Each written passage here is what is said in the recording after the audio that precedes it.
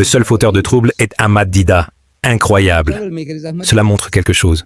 Quoi? Que je suis un fauteur de trouble. Je cherche les ennuis. Je n'aime pas ma vie. J'ai 77 ans. Allah m'a épargné. Alhamdulillah. Mais maintenant, je vais me suicider. À cet âge, je vais me suicider. Il aborde diverses religions, dont l'islam. Dans son livre, il consacre environ 4 pages à l'islam. Et c'est à ces 4 pages que M. Didat répondra ce soir. Sans vous faire attendre davantage, je laisse la parole à M. Didat. Merci. Alhamdulillah wahda. Wassalatu wassalamu ala man la nabiyya ba'da.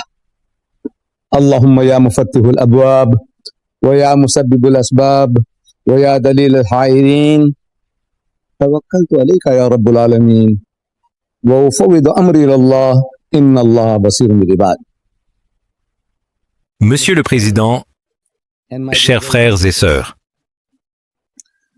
le sujet a été largement annoncé. Il s'agit de la réponse de l'islam aux déclarations pieuses du pape. Je suis sûr que vous avez tous vu cela maintenant. La réponse de l'islam aux déclarations pieuses du pape. Ce matin, une chose étonnante s'est produite. Je suis allé à Maritzburg et j'ai acheté le journal local, le Natal Witness. Nous leur avions également fourni l'annonce. Cette annonce est parue dans le Sunday Tribune, le Daily News, le Natal Mercury, le Leader et le Post, tel quel. Mais le Natal Witness à Maritzburg a modifié le titre. L'annonce est parue, mais ils ont écrit « La réponse de l'islam aux déclarations du pape ». Le mot « pieuse » a été supprimé. Le terme « pieuse » a été éliminé et ils nous ont donné une raison. Ils expliquent que l'ASA, un organisme appelé Advertising Standards Authority, autorité des normes publicitaires, a intervenu. Voici les faits. En référence à cette annonce, il est indiqué que le mot « pieuse » dans ce contexte particulier pourrait être perçu comme dénigrant. Ce mot « pieuse » pourrait être considéré comme dénigrant en vertu de l'article 6, section 2 du Code de pratique publicitaire. Ainsi, si vous retirez le mot « pieuse », ils autorisent en l'annonce. Sinon, l'annonce est rejetée. Qu'est-ce qui me pousse à le considérer comme pieux? Voyez-vous, dans le Saint-Coran, dans la sourate Marie, sourate Mariam, chapitre 19 du Saint-Coran, Allah dit « Et ils disent que le Dieu miséricordieux a engendré un fils. » Ils disent « Qui dit cela ?» Les chrétiens. Ils disent qu'Allah a engendré un fils. En réponse, Allah déclare que c'est une affirmation des plus abominables. Le pire blasphème que l'on puisse attribuer à Allah est celui-ci.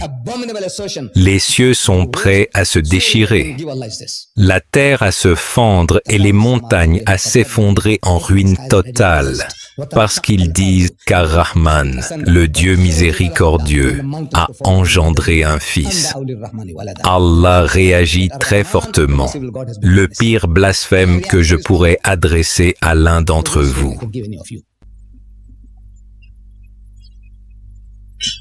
C'est de vous traiter de bâtard. Ce mot bâtard, les gens en sont choqués. Il vient de la Sainte Bible. La version King James utilise ce mot bâtard 3 fois dans cette Bible. 3 fois le mot bâtard.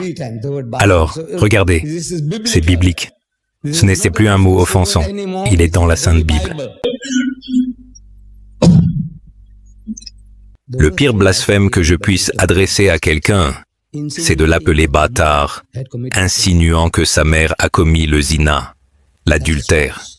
C'est le plus fort. Le pire blasphème que je puisse proférer contre quelqu'un, c'est de l'appeler ainsi. Allah dit que le pire blasphème qu'on puisse lui attribuer, c'est de dire qu'il a engendré un fils, parce qu'engendrer est un acte animal. Cela relève des fonctions animales inférieures liées au sexe. Comment peut-on attribuer une telle qualité à Dieu? Dire que Dieu a engendré un fils? la femme de quelqu'un d'autre, la femme de Joseph le charpentier. Il va avoir des relations avec elle. Et nous obtenons un enfant bâtard, Ma'azallah, qu'Allah pardonne. Ainsi, il réagit très fortement. Maintenant, sa sainteté, le pape. Voyez-vous, dans son livre « Franchir le seuil de l'espérance », il cite des passages bibliques dans ses 220 pages. Il a cité la Bible 209 fois. Dans ce petit livre, 209 fois, il a cité la Sainte Bible. Des versets, des versets, des versets. Et un verset, il le cite 8 fois. 8 fois le même verset. Incroyable. Aucun autre verset. Ce seul verset, il l'a cité 8 fois. Et c'est l'Évangile selon Saint Jean, chapitre 3, verset 16. Jean 3,16 est un verset célèbre parmi les chrétiens. Aucun chrétien ne peut faire de travail missionnaire sans le mémoriser. Que Dieu a tant aimé le monde qu'il a donné son Fils unique engendré, afin que quiconque croit en lui ait la vie éternelle et ne périsse point. Le Fils unique engendré. Selon la Bible, Dieu a de nombreux fils. Il en a des tonnes dans la Bible. Ils disent, non, Jésus n'est pas comme ça. Jésus est le Fils unique, engendré, pas créé, pas comme Adam. Adam a été créé par Dieu. Chaque chien, cochon et âne a été créé par Dieu, pas comme ça. Celui-ci est engendré, pas créé. Cela signifie qu'il a eu des relations sexuelles et a produit. Engendrer signifie avoir des relations sexuelles et produire. Alors Allah réagit, et sa sainteté, le pape, 8 fois dans son livre, le même chapitre, Jean 3,16, il le cite, et chaque fois qu'il le cite, il omet le mot « engendrer ». Ne devrions-nous pas l'applaudir? S'il vous plaît, applaudissez-le. Donc, si je qualifie cela de pieux, c'est qu'il suit l'avertissement du Coran. Il y a prêté attention. Ainsi, dans mon article Le Coran parle publié dans le Sunday Tribune, je cite cette ayah coranique. Chaque semaine, si vous le lisez, je ne sais pas si je perds mon temps. Je ne sais pas si vous en tirez profit. Le Coran parle. Chaque dimanche, il y a une citation du Saint-Coran avec un commentaire. J'ai donc cité cette ayah il y a quelques mois. Ceux qui disent qu'Allah a engendré un fils, c'est l'une des choses les plus monstrueuses qu'on puisse faire. La chose la plus abominable qu'on puisse dire, c'est qu'Allah a engendré un fils. Et dans mes notes, j'ai écrit, voyez-vous, sa sainteté, le pape, a tenu compte de l'avertissement du Coran. Ne parlez pas ainsi. Allah dit, ne parlez pas ainsi. Vous me faites transpirer. Voyez-vous, vous les jeunes, vous venez discuter et débattre avec moi. Les gens n'ont pas besoin d'un petit rappel. Ça ne me dérange pas. Ça ne me dérange pas. J'aime ça. Et vous m'irritez. Je suis un vieil homme, 77 ans. Peut-être que je n'ai pas bien dormi. Peut-être que j'ai pris des médicaments, des pilules, et vous m'irritez. Alors, qu'est-ce que je dis? Je dis, allez, allez, espèce d'idiot. Vous êtes un fou. Qu'est-ce que vous faites? Vous riez? Non, je suis sûr que vous rirez. Vous ne me frapperiez pas au visage pour vous avoir traité de fou. Et vous m'irritez davantage. Je dis, allez, allez, espèce de bœuf. Vous connaissez le bœuf? Vous connaissez le bœuf? Je dis, allez, allez, espèce de singe. Je dis, vous êtes un âne. Qu'est-ce que vous faites? Vous riez? Vous riez. Le vieil homme est fatigué maintenant. Je le prends à rebrousse-poil, Ram. Mais si je mentionne le nom de ta mère, plus de rire. Dis, mon oncle, pas un mot de plus. Je vais perdre tout le respect que j'ai pour toi. Il est déjà parti. Dès que je touche au nom de ta mère, il n'y a plus de respect. Mais tu dis, tu envisages de me frapper au visage. Tu dis, écoute, je vais perdre tout le respect que j'ai pour toi. Ne mentionne pas le nom de ma mère. Ne mentionne pas le nom de ma femme. Ne mentionne pas le nom de ma fille. Appelle-moi comme tu veux. Appelle-moi singe. Appelle-moi âne. Appelle-moi fou. Appelle-moi comme tu veux. Mais ne mentionne pas le nom de ma mère. Ai-je raison? C'est ainsi qu'Allah réagit. Le pire blasphème qu'on puisse lui adresser est celui-ci. Et sa sainteté, le pape, a tenu compte de cet avertissement et a supprimé ce mot 8 fois sur 8, 8 fois sur 8, sans même qu'il ne se glisse par erreur. Par inadvertance, il n'a pas été inclus. Alors, je tire mon chapeau au pape, et s'il était ici, je lui baiserai la main. Et j'encouragerai tout le monde, lorsqu'il viendra en septembre, à lui baiser la main. C'est ce que Dieu mérite, que vous lui baisiez les mains. Mais si vous allez lui baiser la main, il vous donnera un coup de pied au visage. Cet homme est un maître en psychologie. Regardez, il utilise la psychologie. Il attrape du poisson. Il vous donnera un coup de pied au visage. Voici comment il le formule. Par exemple, je vous montre. Avons-nous tous reçu ce dépliant? Il était censé être distribué ce soir. Tout le monde ici était censé avoir ce dépliant. Que s'est-il passé? Le pape dit, dans ce dépliant, tout un chapitre de son livre est reproduit. Et ce dépliant devait être distribué à chacun d'entre vous ce soir. Personne ne l'a reçu. Je pense que nous sommes très occupés. Mon frère, Kazim, qui était en charge de cela, nous étions toute la journée à Madras, au tribunal suprême, attendant que le tribunal suprême nous condamne tous. Je suis parti à 16 heures pour rentrer chez moi et recharger mes batteries pour ce soir. Et eux, ils ont fini à 18 heures et ils viennent d'arriver. Alors, s'il vous plaît, pardonnez-les. Si vous avez le temps, récupérez-le au IPC. Tout le chapitre sur l'islam, sur la vie de Muhammad, est dans ce livre. Nous l'avons reproduit ici. Et j'étais censé vous le donner comme un texte pour dire, maintenant, voyons ce que dit la première page. Que dit-elle? Je cite à nouveau le pape. Certains des plus beaux noms dans le langage humain sont attribués au Dieu du Coran. Certains des plus beaux noms dans le langage humain sont attribués au Dieu du Coran. Magnifique, magnifique, magnifique. J'avais abordé ce sujet le 26 juillet ici, dans cette salle. Combien d'entre vous étaient présents? Étaient présents? Levez la main, s'il vous plaît. Ceux qui étaient présents, levez la main bien haut pour que je puisse voir. Non, cela mérite d'être répété. Cela mérite d'être répété. Si vous aviez tous été présents, j'aurais dit non, continuons à partir de là. Mais je vois que la majorité d'entre vous n'étaient pas là. Ainsi, certains des plus beaux noms dans le langage humain sont attribués au Dieu du Coran. Probablement quelqu'un lui a dit, ou peut-être a-t-il lu le Coran, car dans le Saint-Coran, Allah dit «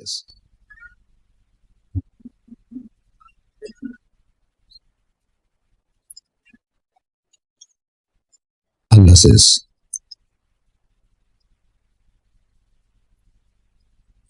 Voici, Huwa Allahu Lazi la ilaha illahu. Il est Allah, en dehors de qui il n'y a point d'autre Dieu. Al-Malik, le roi, Al-Qudus, le saint, Al-Salam, la source de la paix et de la perfection.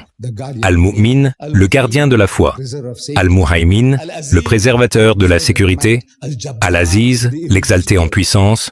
Al-Jabbar, l'irrésistible. Al-Mutakabir, le suprême. Subhanallah, ya amma yushrikoun, gloire à Allah. Il est exempt des choses qu'il lui attribue. Hu Allah, il est Allah. Al-Khaliq, le créateur, Al-Bari, l'évolueur, Al-Mutawi, le donneur de formes et de couleurs.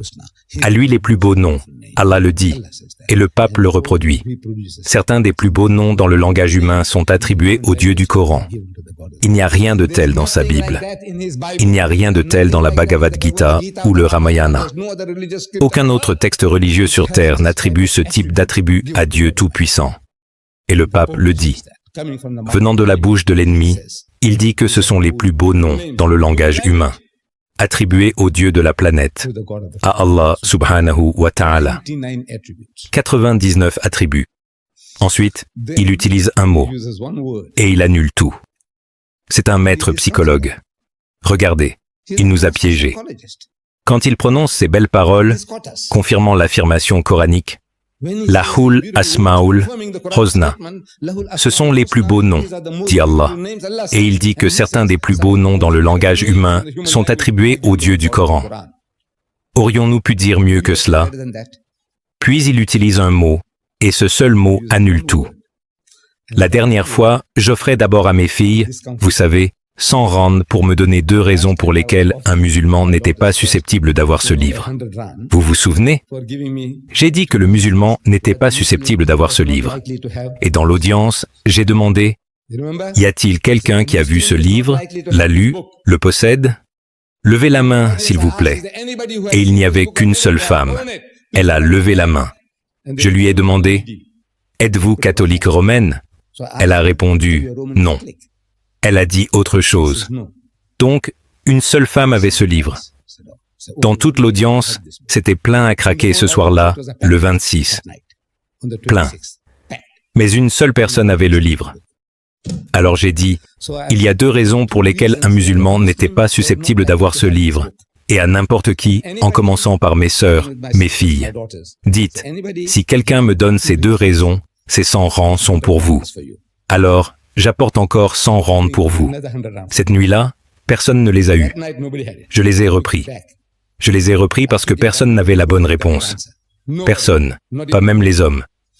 Mais la première chance, je la donne à mes filles. Un mot très simple. Il utilise un mot pour tout détruire, pour défaire ce qu'il a dit. Oui, ma sœur, père, n'ayez pas peur, il n'y a rien à perdre. Il y a 100 rangs à gagner. Si vous n'en avez pas besoin, donnez-les à une œuvre de charité. Venez, venez, venez, venez, mes sœurs, mes filles. Ça sonne bien. Oui, Ben, engendrez maintenant. D'accord, je laisse maintenant la parole aux hommes. Oui, regardez, une seconde. Si vous m'avez déjà entendu, vous êtes disqualifié. Supposons que vous étiez assis avec moi et que je discutais avec vous et que je vous ai partagé cela et que je vous ai offert 100 rand. Eh bien, je l'ai fait.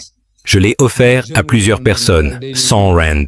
Ces journalistes du Natal Daily News sont venus. Et j'ai dit, d'accord, voici ce que dit le pape. Magnifique, splendide. Ensuite, j'ai dit, écoutez, je vous donne 100 rangs, je les sors de ma poche. Un mot. Ce type a utilisé un mot. Et il annule tout. Allez, 100 rangs.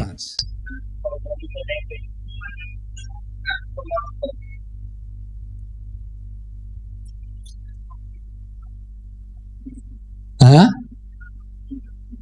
Non, je ne veux pas savoir cela. Je veux savoir quel mot, ce seul mot. Non.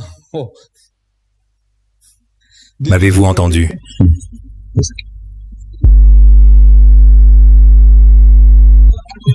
Oui, sa sainteté, il utilise un mot, et ce mot est « mais ». C'est tout. Le mot est « mais ». Le mot suivant après, dans le langage humain, une virgule, et le mot suivant est « mais ». Maintenant, ce mot « mais », il a tout annulé avec ce « mais ». Il l'a contrecarré. Cela signifie que tout ce que je dis est vrai, mais ça ne vaut rien. C'est du blanchiment. Mais il est finalement un Dieu en dehors du monde, un Dieu dont la seule majesté. Mais est-ce votre Allah? Il est en dehors du monde. Il est là, assis dans ses cieux, dans l'espace intersidéral. Sa majesté, Al-Aziz, l'exalté en puissance, Al-Jabbar, l'irrésistible, Al-Mutakabir, le suprême. Il est là, très très loin, sa seule majesté. Alors nous répondons, Monsieur, voyez-vous, outre ce que vous dites, le Coran parle aussi d'Allah, au-delà des qualités que je viens de vous donner. Il en parle. Il est l'audient, le voyant. Allah, ce sont ses qualités. Il est le subtil, connaissant les moindres détails. Il est l'éternel, subsistant par lui-même. Il est le pardonneur. Il est l'aimant. Et 80 autres attributs en plus de ceux que je vous ai déjà donnés. Mais il dit, oui, voyez-vous, mais sa seule majesté, il n'est jamais Emmanuel. Il n'est jamais Emmanuel. Savez-vous ce que signifie Emmanuel? Dieu avec nous. Emmanuel signifie Dieu avec nous. Voyez-vous, nous avons Dieu avec nous. Jésus-Christ est Dieu tout-puissant qui est descendu sur terre. Votre Allah est là-haut dans les cieux. Nous disons, écoutez, le Coran dit, à Allah appartiennent l'Orient et l'Occident. Et nous disons, où qu'il se tourne, là est la présence d'Allah.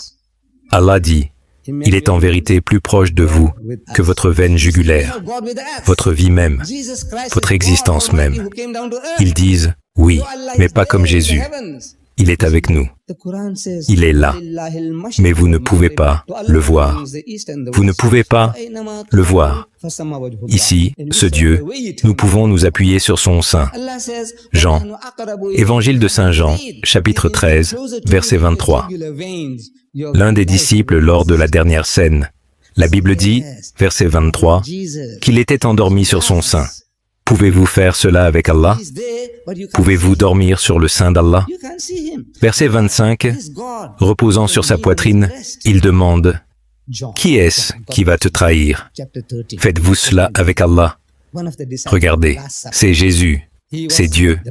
Jésus, il est là. Vous pouvez dormir sur sa poitrine, sur son sein.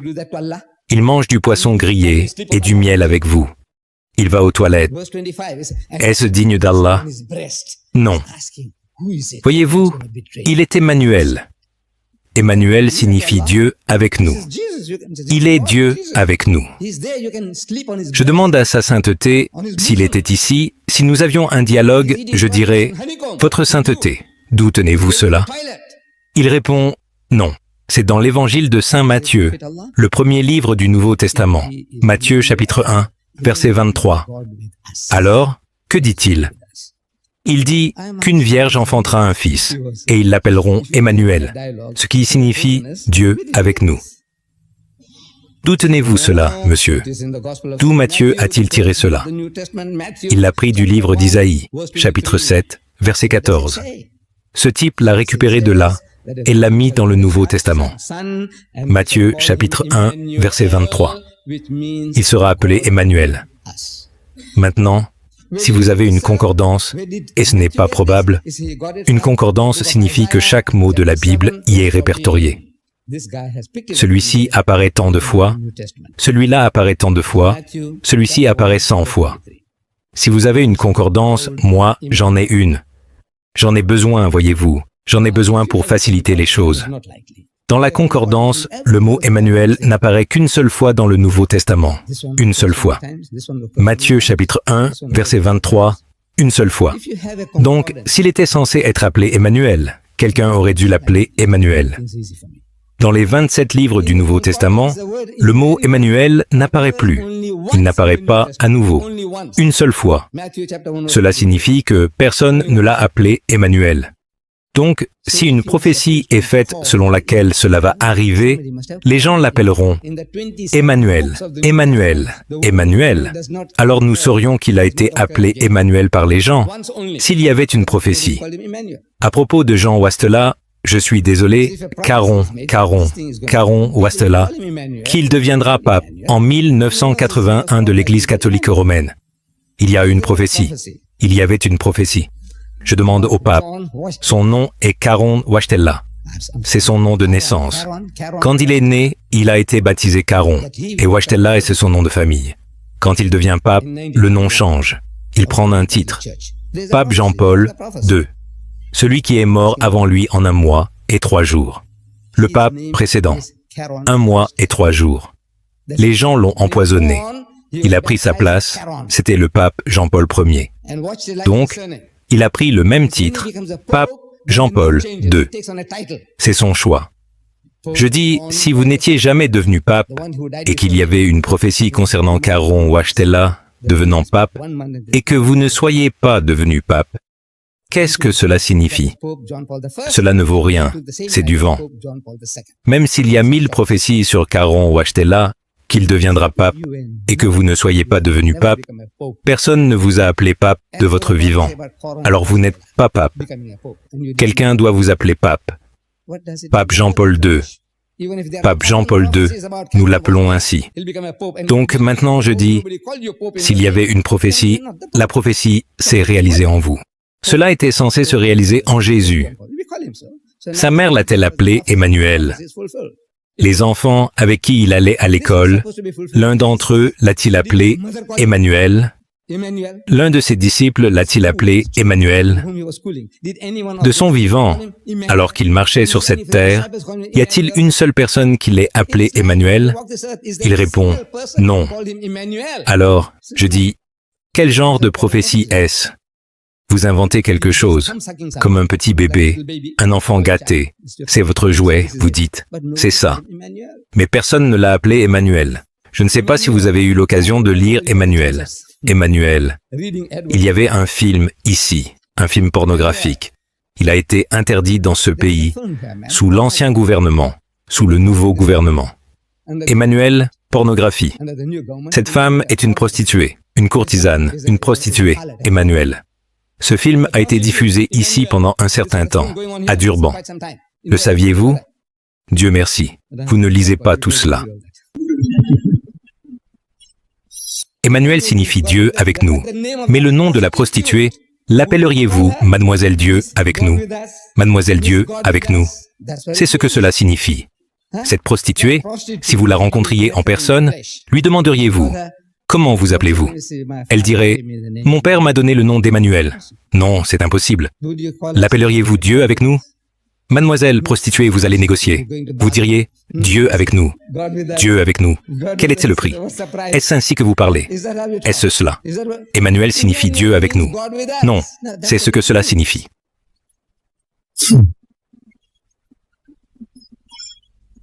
Il y a tellement de noms, voyez-vous. Les Juifs donnèrent des noms à leurs enfants. Nous donnons des noms à nos enfants. De beaux noms. Notre Nabi Karim, sallallahu alayhi wa sallam. Son père était mort avant sa naissance. Son grand-père, Abdul Muttalib, le prend dans ses bras, bébé, et l'amène à la Kaaba, présentant cet enfant, son petit-fils, au chef des Quraysh. Il demande, comment s'appelle-t-il? Il répond, Muhammad.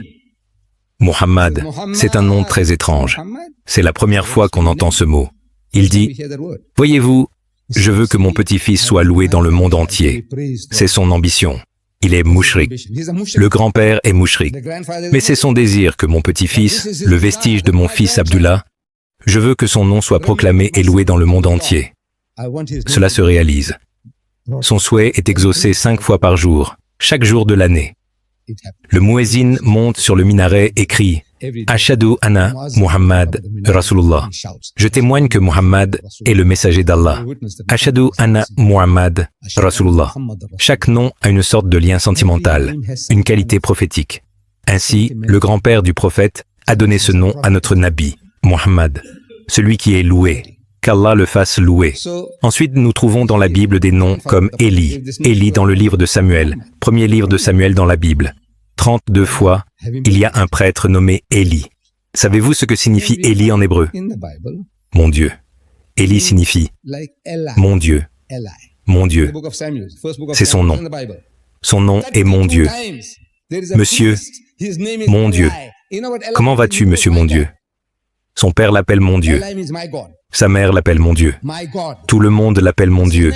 Élie signifie mon Dieu. Et Jésus sur la croix, selon la Bible, aurait crié d'une voix forte, Élie, Élie, lama sabachthani. Ce qui signifie, mon Dieu, pourquoi m'as-tu abandonné? Criait-il pour le prêtre. Mon Dieu qui? Ce prêtre. Mon Dieu? Non, non, c'est un nom. Les gens donnent des noms à leurs enfants pour qu'ils absorbent peut-être cette qualité de toujours penser que Dieu est avec eux. Élie. Mon Dieu, tout, mon Dieu. Nous avons une famille ici appelée la famille Bismillah. Vous savez, les épouses de Choice, du docteur Mayat et du docteur Mahal. L'épouse du docteur Ma est décédée, je crois, dans un accident. Dans un accident, Zohra Mayat du centre culturel. Savez-vous quel est son nom de famille? Quelqu'un le sait? Pas de 100 rands. Pas de 100 rands pour vous. Quelqu'un le sait? Bismillah. Son nom de famille est Bismillah. Voyez-vous? Bismillah signifie au nom d'Allah. C'est un nom de famille. C'est son frère. Bismillah. Monsieur Ahmad. Bismillah. Abdul Muhammad. Bismillah. Sœur Fatima. Bismillah. Non, cela signifie que c'est un nom de famille. Au nom d'Allah. Au nom d'Allah. Au nom, c'est un nom. Elle n'est pas Allah. Le Père n'est pas Allah. Non, c'est un nom. Une qualité que vous donnez. Vous voulez que la personne se souvienne toujours de Bismillah, au nom d'Allah. Tout ce que vous faites, Bismillah.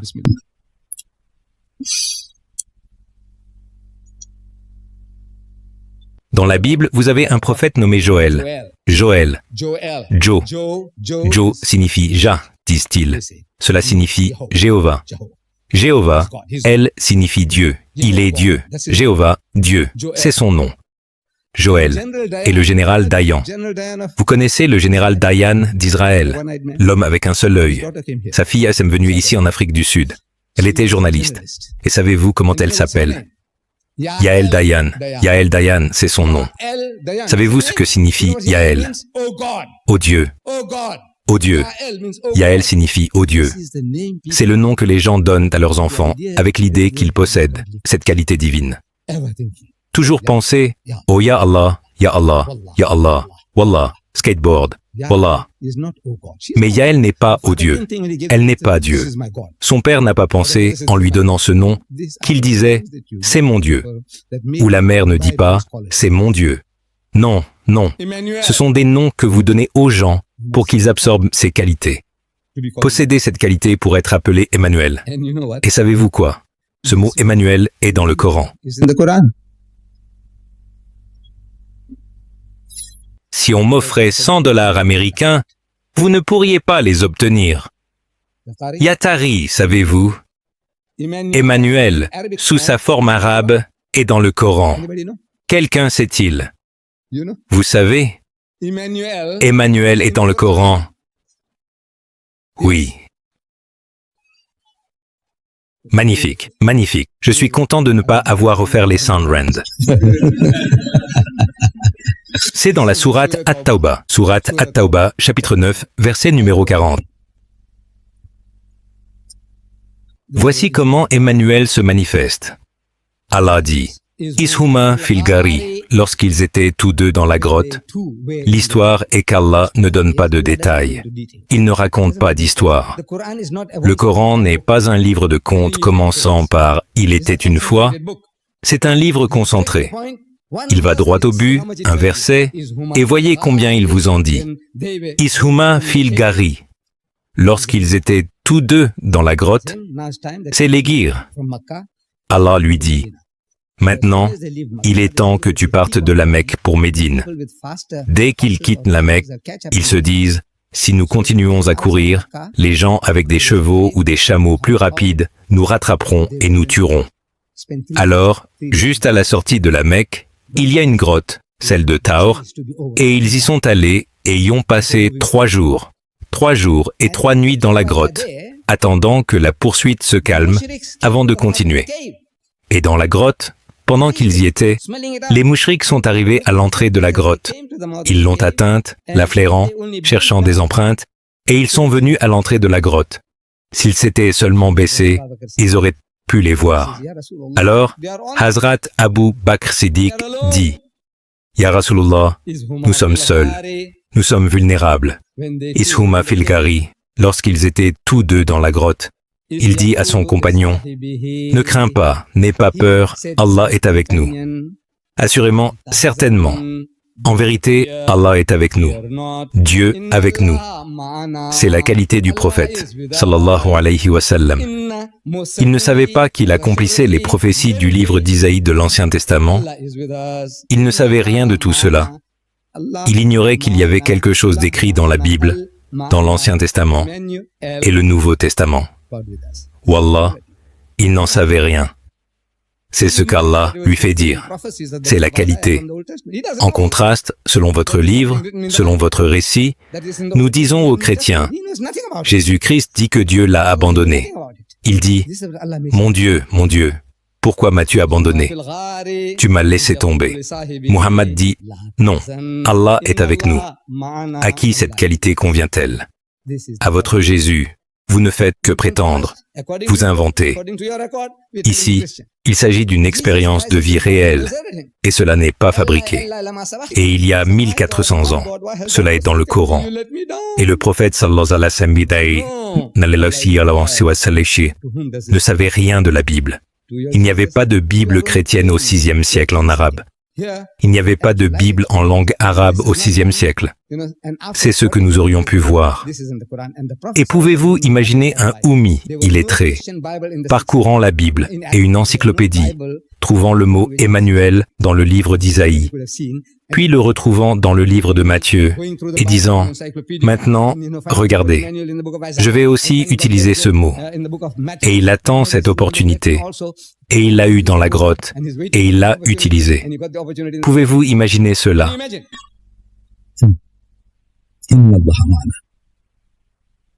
Inna Allah. J'ai un ami à Abu Dhabi. C'est un médecin, neurologue. Il s'appelle Abdul Munim Billah. Abdul Munim Billah, Billah est son nom. Abdul Munim Billah, Billah signifie avec Allah. C'est le nom de son père, Billah. Notre ami en Algérie, la première personne à devenir président après la lutte contre les Français. Ahmad bin Abdullah, premier président, premier ministre de l'Algérie, libérant le pays des Français. Son nom était Ahmad bin Billah. Ahmad, fils, avec Allah. Maintenant, que dit-on? Le nom de son père était Billah, avec Allah. Était-il Allah? Partout où il allait? Non. C'est la qualité que nous voulons que la personne absorbe. Cette qualité de penser qu'Allah est toujours avec nous. Allah est toujours avec nous, toujours conscient de sa présence. Ensuite, Sa Sainteté le Pape déclare ici, il dit que le Concile, l'Église catholique romaine, le Concile, a également appelé l'Église à engager un dialogue avec les adeptes du prophète, à avoir un dialogue avec les adeptes du prophète. Allez dialoguer avec les musulmans. Le mot « prophète », ici, dans son livre, il l'écrit entre guillemets. Vous savez, il y a deux guillemets, comme deux ailes, autour du mot « prophète », entre guillemets. Puis, à la page 43, il utilise à nouveau ce mot « prophète » pour notre Nabi al-Karim, entre guillemets. Donc, si nous avions un dialogue, nous dirions « Votre sainteté ». Écoutez, mettons-nous d'accord. Comprenons la terminologie que nous utilisons. Quand vous utilisez des mots, nous voulons savoir ce que vous voulez dire. Voulons-nous dire la même chose? Quand nous parlons du prophète, le saint prophète, vous savez que nous parlons de Muhammad sallallahu alayhi wa sallam. Mais nous écrivons le mot prophète, P-R-O-P-H-E-T-E, prophète. Mais vous mettez des guillemets. Alors, votre sainteté, pourriez-vous expliquer pourquoi ces guillemets? Savez-vous ce que cela signifie? Savez-vous ce que cela veut dire? Les guillemets, que signifient-ils? Il signifie que ce n'est pas moi qui le dis. C'est ce que les gens disent. Je ne fais que citer. Les gens disent prophète, prophète, prophète. J'utilise le mot prophète. Je ne crois pas qu'il soit un prophète. C'est pourquoi vous mettez des guillemets. Je dis votre sainteté. Si je mets cela entre guillemets, cela signifie que ce n'est pas moi qui le dis. C'est ce que les gens disent. Les guillemets, c'est ce que cela signifie en anglais. Les guillemets. Donc, je veux savoir, votre sainteté, vous avez utilisé le mot prophète 2 fois dans votre livre à propos de Muhammad, sallallahu alayhi wa sallam, et les 2 fois, vous avez mis le mot entre guillemets. Pourriez-vous expliquer pourquoi vous avez mis le mot entre guillemets? Dans son langage, dans les langues occidentales, cela signifie que je cite. C'est ce que les gens disent. Ce n'est pas moi qui le dis. Donc, vous ne l'acceptez pas comme prophète. Nous acceptons votre Jésus comme l'un des plus puissants messagers de Dieu. Nous croyons en sa naissance miraculeuse. Nous croyons en ses nombreux miracles, y compris celui de redonner vie aux morts par la permission d'Allah et de guérir les aveugles de naissance et les lépreux par la permission d'Allah. Nous croyons en lui comme prophète, un puissant messager de Dieu. Et mon Rasoul et Karim, mon prophète, vous le mettez entre guillemets. Pourquoi? Cela signifie que vous ne l'acceptez pas. Je ne sais pas pourquoi. Oh, il a dit, voyez-vous, il avait tant d'épouses. Il avait tant d'épouses. Mon Jésus n'avait pas d'épouse. Alors j'ai dit, le nombre d'épouses disqualifie une personne. À vos yeux, le nombre d'épouses, combien en avait-il? 9 ou 11? D'accord, cela disqualifie un homme. Il a dit oui. Mais j'ai dit, voyez-vous, dans votre sainte Bible, Salomon, le sage, avait 700 épouses et 300 concubines, 1000 femmes à sa disposition. 1000, 700 épouses et 300 concubines, et il est appelé le Fils de Dieu dans la Bible. Il est le Fils de Dieu, Salomon. Écoutez, Salomon. Cela ne le disqualifie pas.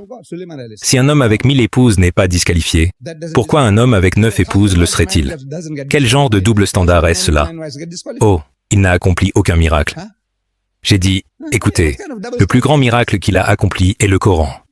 Il a dit, non, non, non. Je veux quelque chose comme un homme qui marche sur l'eau, qui vole dans les airs comme un oiseau, qui redonne vie aux morts, qui transforme l'eau en vin. Muhammad n'a rien fait de tel. Il y a environ 300 miracles rapportés à son sujet. Les musulmans n'insistent pas là-dessus. Nous disons, c'est basique, redescendons sur terre. Ici, parlons, raisonnons, utilisons la logique. Parce que je ne peux pas reproduire le miracle de Jésus transformant l'eau en vin. Et il a dit, je crois. Je transforme cette eau en vin. Apporte-la et tu la goûtes. Oui, ça a le goût du vin. Alors maintenant, je te dis que 1 plus 1 plus 1 égale 1. Crois-le ou non. J'ai dit non. Monsieur D l'a fait. Cela n'a aucun rapport. Aucun rapport entre transformer l'eau en vin et 1 plus 1 plus 1. Ça fait 3, ça ne peut jamais être 1. J'ai dit non, ne vois-tu pas ce que je peux faire? C'est absurde. Il n'a accompli aucun miracle. Mais j'ai dit, voyez-vous, monsieur, dans votre livre, dans votre Bible, Jésus-Christ témoigne à propos de Yahya alayhi salam, qu'ils appellent Jean le Baptiste. Yahya alayhi salam. Il dit, Jésus dit, parmi ceux nés de femmes, tout le monde est né de femme. Il est un être humain. Parmi ceux nés de femmes, il n'est pas apparu de plus grand que Jean le Baptiste. Le plus grand des prophètes juifs est Jean le Baptiste, Yahya alayhi salam. Et selon votre livre, il n'a accompli aucun miracle, pas un seul. Alors, comment pouvez-vous disqualifier Muhammad? Voyez, c'est le style, c'est la manière dont ils procèdent. Ils veulent avoir un dialogue. Ils veulent avoir un dialogue avec le pape, suivre le pape. Il dit, venez, parlons. Nous voulons avoir un dialogue. Nous avons fait de la publicité dans les journaux. Ce type, quand il a répondu à cet Édouard Dalis, que sa sainteté le pape a tenu compte de l'avertissement du Coran. Il a supprimé le mot « j'ai dit alors 7 fois », parce que c'est ce que j'avais compté, 7 fois. Mais maintenant, j'en ai trouvé une de plus, 8 fois. Plus tard, j'ai écrit à la presse « j'ai dit 7 fois ». En réalité, maintenant 8 fois dans ce livre. Il supprime le mot. Alors j'ai dit « maintenant, parlons, parlons ». Il a répondu par écrit. Il a dit, voyez-vous, il n'a pas tenu compte de l'avertissement du Coran. Ce n'est pas parce que le Coran dit de ne pas parler ainsi. Arrêtez, qu'il a arrêté. Il a utilisé la nouvelle version standard américaine de la Bible. C'est ce qu'il a dit. Le pape a utilisé la nouvelle version standard américaine de la Bible. Et cela était nouveau pour moi. J'ai des dizaines de Bibles différentes, mais je n'avais pas celle-là. Alors j'ai envoyé mon homme à la librairie biblique sur Smith Street et j'en ai acheté une, la nouvelle version standard américaine de la Bible. Ça m'a coûté 13 rands. Pas cher, pas cher. 13 rands, pas cher.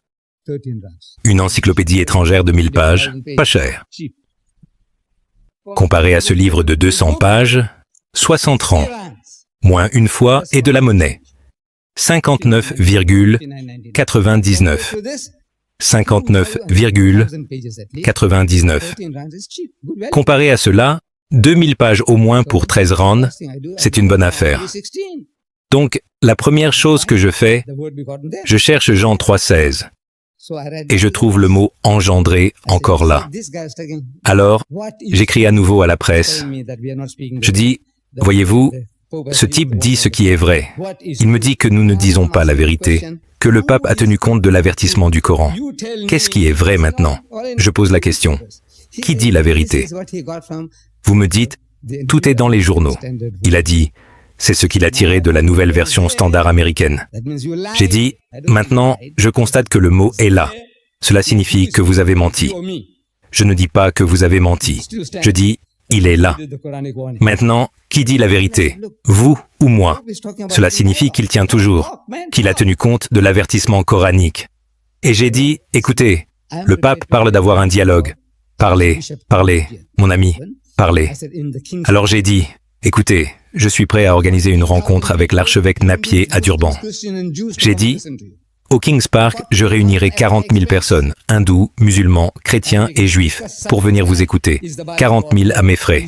Et nous pouvons discuter de sujets comme « La Bible est-elle la parole de Dieu ? Jésus est-il Dieu ? Le Christ a-t-il été crucifié ? Et ainsi de suite. Je leur ai donné plusieurs titres. Venez, parlons. Ils restent silencieux, comme des souris d'église. Souris d'église, fini. Silence. Non. Voyez-vous, quand sa sainteté le pape parle de dialogue, il ne veut pas dire dialogue. Le dialogue qu'Allah veut que nous ayons avec lui, avec les juifs et les chrétiens. 1/3 du Coran parle des juifs et des chrétiens. 1/3 est consacré aux juifs et aux chrétiens. Ce tiers, nous semblons ne rien en savoir. Allah dit dans le Saint-Coran, dites, Ya Ahlul Kitab, aux gens du livre, Ahlul Kitab, qui sont les gens du livre, les juifs et les chrétiens. Ta'alou, venez. Que nous parvenions à des termes communs entre nous et vous. Mettons-nous sur une plateforme commune, ce que les juristes appellent des termes communs. Établissons des termes communs sur lesquels nous sommes d'accord pour ne pas avoir de débat. Pas de dispute. Des termes communs. Venons sur une plateforme commune. En nous réunissant, il dit, numéro 1, Allah, rien d'autre qu'Allah. Nous ne lui associons aucun partenaire, et nous ne prenons pas parmi nous des seigneurs et des patrons autres qu'Allah. Mais s'ils se détournent, dites-leur que nous sommes musulmans. Nous avons soumis nos volontés à la volonté d'Allah. Venez, venez, appelez-les. Les appelons-nous. Les appelons-nous. Incroyable. Dans tout le monde musulman, personne ne le fait. Personne ne le fait vraiment, je vous le dis. Je pourrais continuer à vous parler des Arabes, comment ils me provoquent et comment je les gère. Alhamdulillah. C'est une autre histoire. C'est une autre histoire. Mais le dialogue, ayons un dialogue. Oui, venez, faisons-le. Non. Quand il parle de dialogue, en réalité, il dit à son peuple, convertissez ces gens. Ces gens sont déjà prêts à recevoir Jésus. Regardez, ils l'acceptent comme l'un des plus puissants messagers de Dieu. Ils croient en sa naissance miraculeuse, ce que beaucoup de chrétiens modernes, y compris les évêques de l'église anglicane, ne croient pas.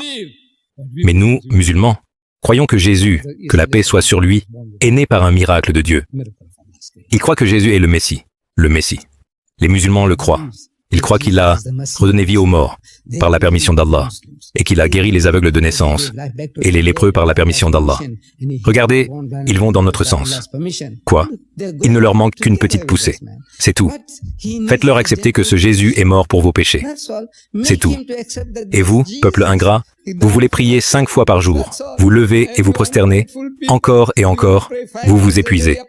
Jeûnez pendant tout un mois sacré, sans eau ni nourriture. Vous savez, du lever au coucher du soleil, vous vous tuez. Vous vous imposez une vie de contrainte. Vous ne pouvez pas manger de porc. Vous ne pouvez pas manger ceci ou cela. Les hot dogs et les côtelettes de porc, vous n'y avez pas droit. Vous vous tuez. Alors, regardez, Dieu vous a facilité les choses. Il a envoyé son Fils dans le monde. Il est lui-même descendu en tant que son Fils, et il est mort pour vous. Et vous, misérables ingrats, vous voulez suivre la voie difficile, suer pour votre salut, Jannah. Regardez, c'est facile pour vous. C'est ce qu'il veut dire. Parlez avec ce type. Il est déjà prêt à recevoir le message. Ainsi, Allah veut que nous ayons un dialogue avec lui. Mais ce dialogue, c'est lui qui vous dit de quoi parler. Pas du prix du pétrole dans votre pays, ni du prix des oignons ou du thé. Non, non, non, non, non. Allah dit de quoi parler. Voici ce dont vous devez parler. Que nous n'adorons qu'Allah, le seul et unique Dieu qui existe. Il dit, non, nous adorons le même Dieu. Il dit, quel Dieu? Il répond, le Père, le Fils et le Saint-Esprit. Son Dieu est un Dieu trinitaire, 3 en 1. Il est Père, Fils et Saint-Esprit. Alors Allah vous ordonne de lui dire, Wala takunu salahisa. Ne dites pas Trinité. Intahu khairul lakum. Arrêtez, ce sera mieux pour vous. Innama Allahu ilahu wahi. Car votre Allah est un seul Allah. Il n'est pas 3 en 1. Le lui dites-vous? Le leur disons-nous? Je vous le dis. Personne. Personne. Personne. Il faut des têtes brûlées. Je vous le dis, des têtes brûlées comme Ahmad pour faire le travail. J'avais un type du Tabligh qui venait de Maritzburg. C'était un jeune de Goka. un jeune homme, Tablighi.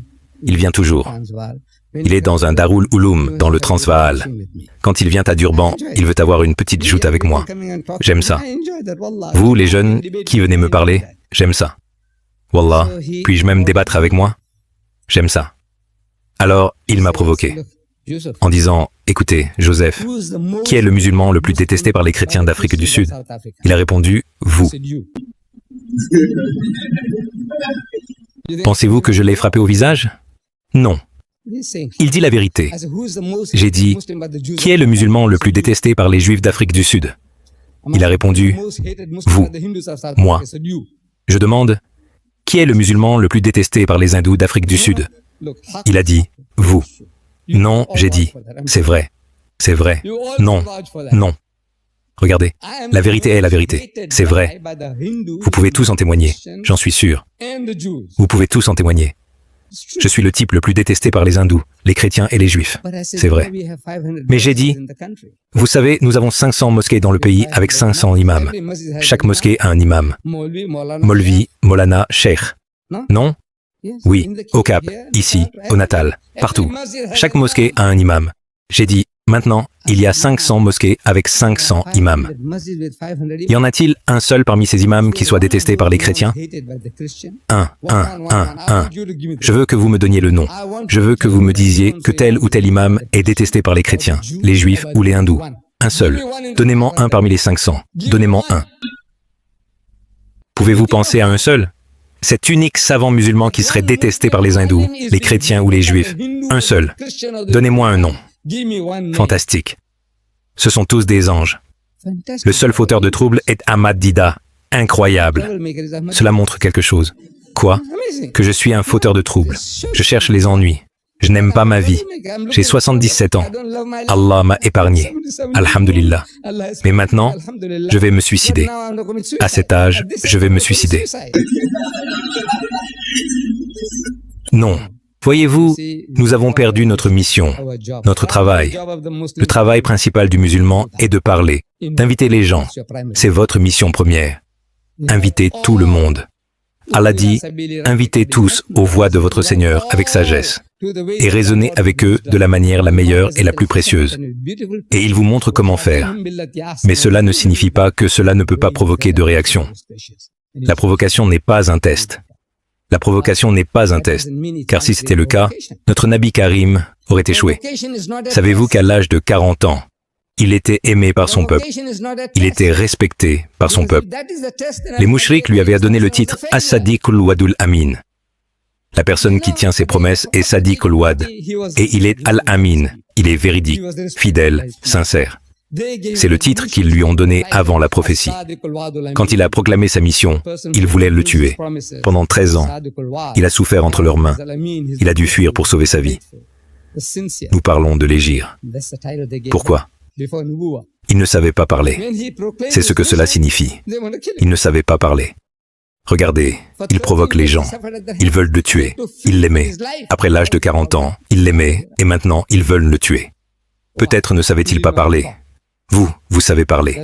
Allah dit, assurément, dans l'apôtre d'Allah, vous avez le meilleur exemple. Cet exemple parfait a créé une provocation parmi son propre peuple. Il voulait le tuer. 2 égirs vers l'Abyssinie, les Sahaba ont fait. Et il a dû fuir pour sauver sa vie avec tout le monde. Tout, entièrement. Tout le monde a fui pour sauver sa vie à Médine. Et même à Médine, ils ne l'ont pas laissé en paix. Badr, Uhud, Kandak, guerre. Maintenant, à Médine, il commence avec les Juifs. Le saviez-vous? Incroyable. Cet homme, lui, regardez, si vous étiez avec lui, un sahaba, auriez-vous dit, Ya Rasulullah, écoutez, nous venons de fuir pour sauver nos vies à la Mecque. Les mouchriks sont toujours à nos trousses. Et maintenant, vous commencez avec les Yahoudis. Ya Rasulullah, vous savez, Allah dit, Udu ila sabili rabbi kabili hikmati. Vous savez, invitez tous aux voies du Seigneur, avec sagesse. En d'autres termes, insinuant qu'il ne connaît pas la sagesse.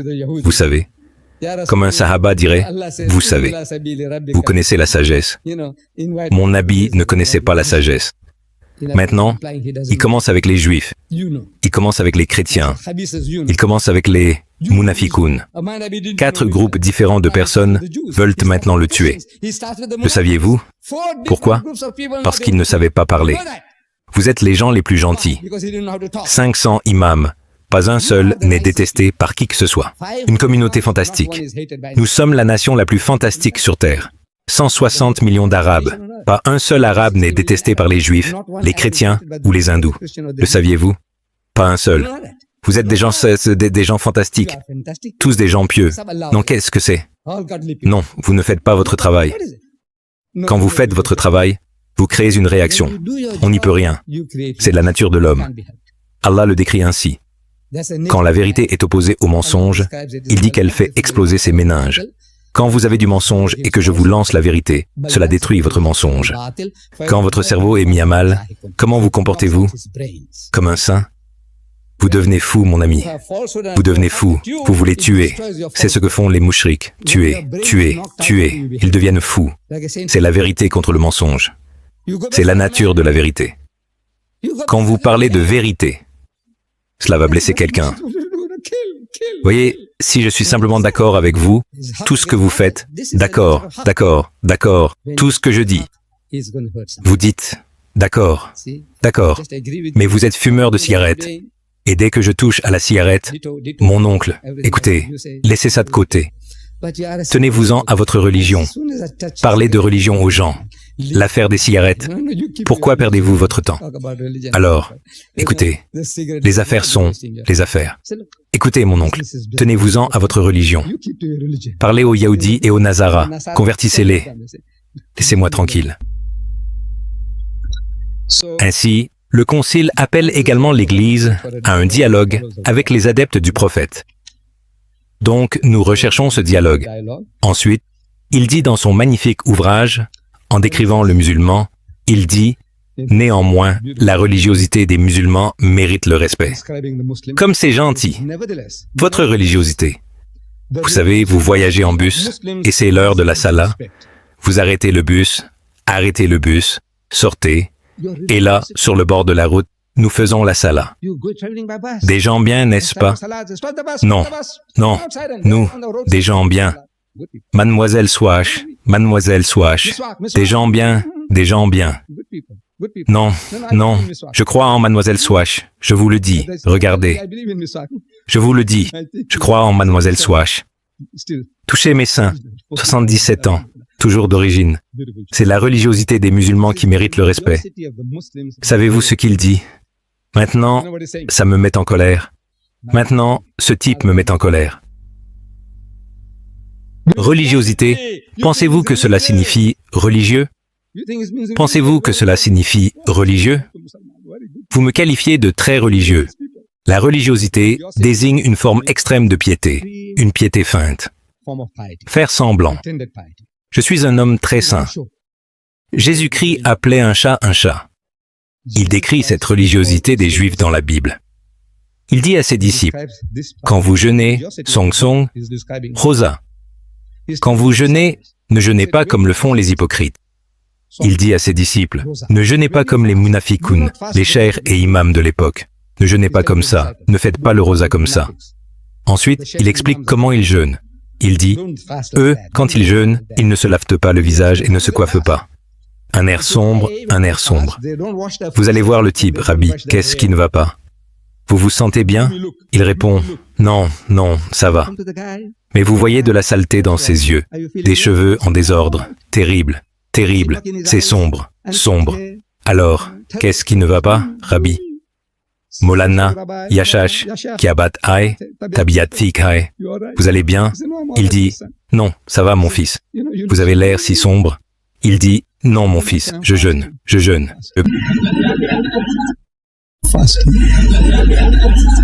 Voyez, pour donner l'impression, il ne se lave pas le visage, avec de la boue dans les yeux et les cheveux en désordre. Et il dit, non, je jeûne. Alors vous dites, Monsieur Dida, c'est un homme très, très, très saint. C'est l'impression. Donc, Jésus dit, ne jeûnez pas comme le font les hypocrites. Ils ne se lavent pas le visage et ne se coiffent pas. Vous, mes disciples, quand vous jeûnez, lavez-vous le visage et coiffez-vous. Ayez un visage heureux pour que personne ne soupçonne que vous jeûnez. Personne ne sait, car vous jeûnez par amour pour Allah, pas pour le spectacle. Il appelle un hypocrite un hypocrite. Le pape dit que la religiosité des musulmans mérite notre respect. Vous, hypocrites, cette hypocrisie de ces gens, leur comportement en essayant d'être très très saints, Allah ou Allah, cela mérite le respect. Je dis, votre sainteté, vous avez tout faux. La situation est inversée. Je lis tous les jours dans les journaux. Je ne sais pas si vous ne lisez pas les journaux. C'est ma plainte. Vous ne lisez pas les journaux. Sunday Tribune, 7 mai 1995, il est écrit ici, un prêtre catholique accusé de viol. Daté de New York, un prêtre catholique originaire d'Inde a été arrêté vendredi pour avoir prétendument tenté de violer une femme dans le presbytère de sa paroisse à New York, selon la police. Le révérend Albert Fernando, âgé de 48 ans, a été inculpé pour abus sexuels au premier degré, tentative de viol au premier degré et séquestration illégale au premier degré. Il a été détenu sous une caution de $100 000. Savez-vous combien cela représente? C'est plus de 300 000 bahts. Qui a payé cela? Qui a payé cela? Lui? Ce type qui était un mendiant en Inde? Vous l'avez appelé pour servir dans l'église? Qui a payé ces $100 000? L'église. Vous le faites sortir sous caution, et après qu'il ait purgé sa peine, que faites-vous de lui? Que faites-vous de lui? Vous le reprenez, vous le placez quelque part à l'écart, vous ne le punissez pas. Jésus-Christ a dit, si ton œil te scandalise, arrache-le. Si ta main te scandalise, coupe-la. C'est ce qu'il enseigne. Votre Dieu, votre Seigneur, Jésus-Christ. C'est ce qu'il dit. Si l'œil te scandalise, arrache-le. Si la main te scandalise, coupe-la.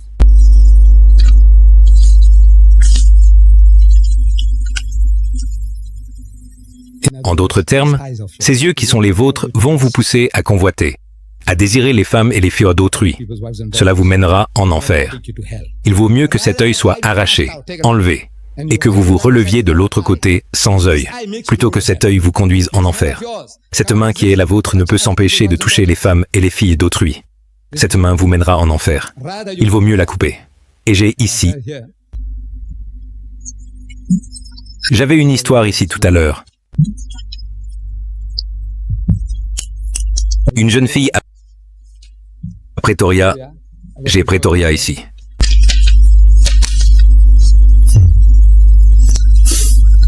Je ne sais pas si je devrais vous lire tout cela. Je ne sais pas si je devrais vous le lire.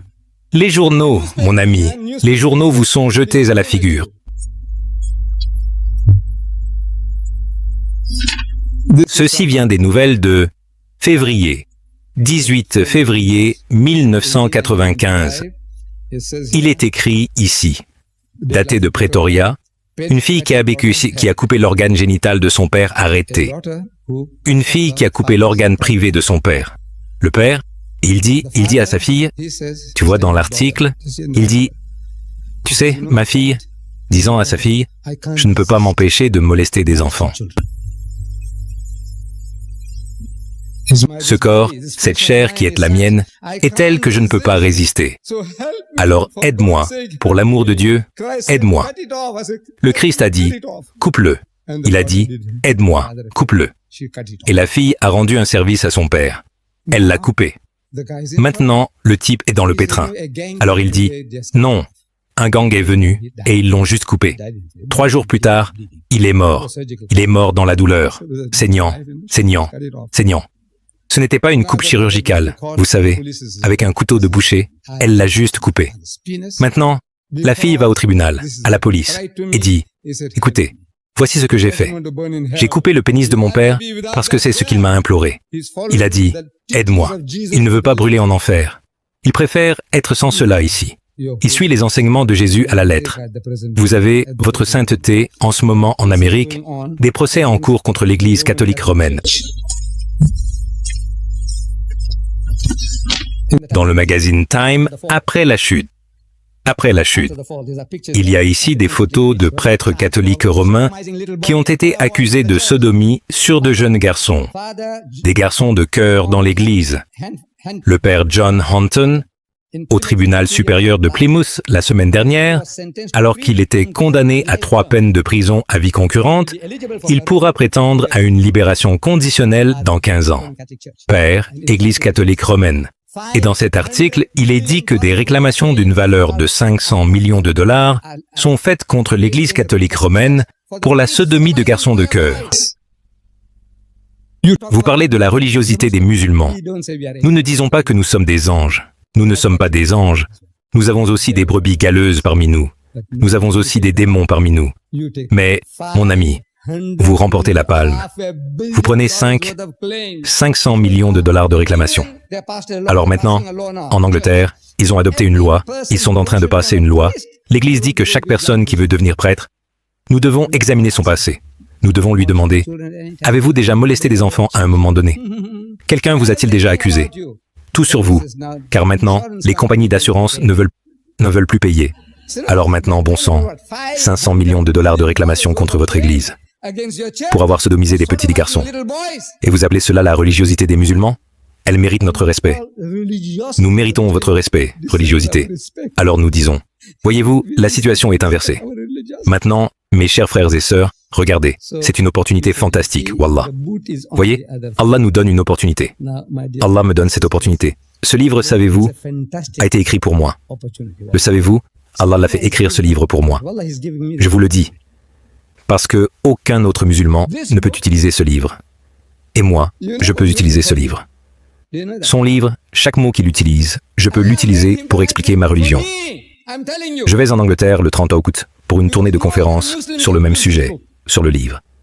Sa sainteté. La réponse de l'islam aux déclarations pieuses du pape. Conférence, conférence, conférence. Ce livre, je vous le dis, il a été écrit pour moi. Vous dites non. Alors je dis, dites-moi pour qui il a été écrit. Voyez-vous, quand ce pape et moi communiquions, il parlait d'avoir un dialogue. Alors je lui ai écrit, votre sainteté, je suis prêt à accepter ce dialogue. Je veux venir au Vatican, à votre disposition, à votre convenance. Quand pouvons-nous le faire? La Bible dit, venez, raisonnons ensemble. Et le Coran dit, Alul Kitab Ta'alou. Donc, les deux religions disent, venez, parlons, nous voulons parler. Et c'est une longue histoire, C'est une longue histoire. Finalement, j'ai trouvé une photo qui montre réellement sa sainteté le pape, vous savez, jouant à cache-cache. Vous devez avoir vu cette photo. Vous devez avoir vu cette photo. Celle-ci. Vous connaissez cette photo. Nous en avons distribué 250 000 en anglais et 250 000 en arabe, et vous ne l'avez pas vue. Je sais que vous ne lisez pas. Cette photo ici. Voyez, je ne veux pas vous montrer ce qu'il fait parce que ces gars me filment avec la caméra. Ensuite, ils vont dire, Didat joue à ce jeu-là. Je ne veux pas que les gens utilisent cette photo à un moment donné. C'est pourquoi je ne le fais pas. Heureusement, je l'ai trouvé comme je vous l'ai montré. Voyez ce que fait le pape. Alors, dans Victoria Street, il y avait une pharmacie là-bas. Cet homme blanc. J'oublie son nom. C'est un bon ami à moi. À chaque fois que je fais une conférence à la mairie, il est le premier à venir me poser des questions. Le premier à chaque conférence. Il est le premier à venir poser des questions. Le savez-vous? J'oublie son nom. C'est juste le pharmacien. Il n'est plus là maintenant. Il est ailleurs. Alors, je vais le voir. C'est mon ami. Nous avons une petite joute. Je lui montre la photo.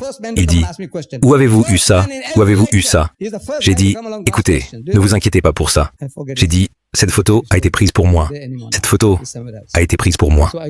Ce n'est pas juste pour moi. » J'ai dit, « Vous avez besoin de cette photo. Avez-vous besoin d'une photo comme celle-ci de votre pape? Jouant des tours de singe? Voulez-vous votre pape comme ça? » Il dit, non. J'ai dit, y a-t-il un seul chrétien qui aurait besoin d'une photo comme celle-ci? Une photo comme celle-ci? Un seul chrétien qui voudrait voir son pape comme ça, se comporter comme ça? Il dit, non. Alors j'ai dit, écoutez, j'avais besoin d'une photo comme celle-là. Donc, la photo a été prise pour moi. Non, Allah est Moussabiboul Asbab aussi. Il crée cela. Il ne sait pas. Tout le monde est piégé. Tout le monde se fait piéger. Vous vous faites piéger. Allah piège tout le monde. Il m'a piégé pour ça. Il m'a piégé pour ça. Si je vous dis maintenant comment ce livre est arrivé entre mes mains, comment? C'est un piège. Tout est un piège. Moi, aller à Maritzburg et passer toute la journée là-bas, c'est un piège. Tout est un piège. Je suis ici. C'est un piège. C'est ce qu'Allah fait à tout le monde. Espérons que nous coopérerons avec ce piège et rendrons un service à l'islam.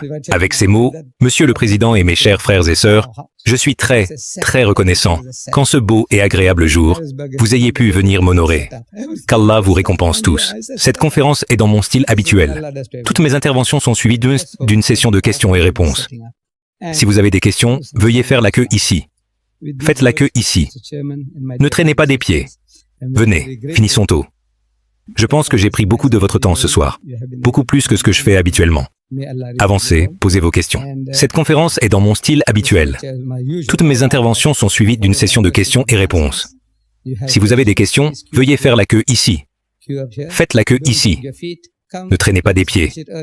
Venez, finissons tôt. Je pense que j'ai pris beaucoup de votre temps ce soir, beaucoup plus que ce que je fais habituellement. Avancez, posez vos questions. وآخر دعوانا الحمد لله رب العالمين